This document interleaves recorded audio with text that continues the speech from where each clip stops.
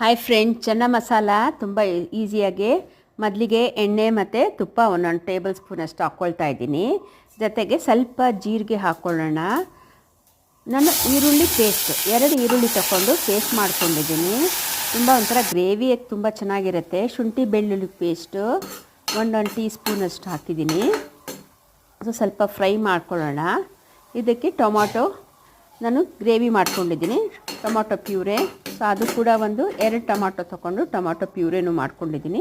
ಈ ರುಚಿಗೆ ತಕ್ಕಷ್ಟು ಉಪ್ಪು ಕೂಡ ಹಾಕ್ಕೊಳ್ಳೋಣ. ಹಚ್ಚ ಖಾರದ ಪುಡಿ ಸ್ವಲ್ಪ ಹಾಕ್ಕೊಳ್ತಾ ಇದ್ದೀನಿ. ಪೆಪ್ಪರ್ ಪೌಡರ್, ಗರಂ ಮಸಾಲ, ಅರಿಶಿನ. ಸೊ ಚೆನ್ನಾಗಿ ಸ್ವಲ್ಪ ಫ್ರೈ ಮಾಡ್ಕೊಳ್ಳೋಣ. ಇದಕ್ಕೆ 2 ಹಸಿಮೆಣಸಿನ್ಕಾಯಿ ಹಾಕ್ತಾಯಿದ್ದೀನಿ. ಖಾರ ನೋಡಿಕೊಂಡು ಮಕ್ಕಳಿಗೆ ಯಾವ ಥರ ಕೊಡಬೇಕಂತ ನೀವು ಹಾಕ್ಕೋಬೋದು ಇದಕ್ಕೆ.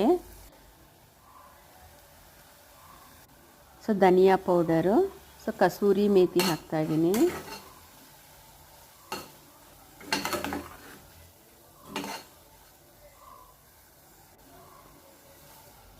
ಸೊ ಇದಕ್ಕೆ ನೀರು ಹಾಕ್ಕೊಳ್ಳೋಣ. ಸೊ ನೀರಲ್ಲೇ ಚೆನ್ನಾಗಿ ಮಸಾಲೆ ಎಲ್ಲ ಮಿಕ್ಸ್ ಆಗಲಿ.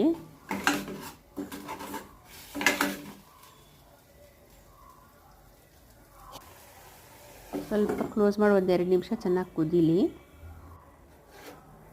ಸೊ ಕುದೀತಾ ಇದೆ. ಈ ಟೈಮಲ್ಲಿ ನೀವು ಬೇಯಿಸಿರೋ ಅಂಥ ಚೆನ್ನ ತೊಗೊಂಡಾಗನ, ಇದನ್ನು ಆಲ್ರೆಡಿ ಬೇಯಿಸಿದೆ ನಾನು. ನೋಡಿ, ಈಗ ಪ್ರೆಸ್ ಮಾಡಿದ್ರೆ ಎಷ್ಟು ಕ್ಲೀನಾಗಿ ಇದಾಗುತ್ತೆ.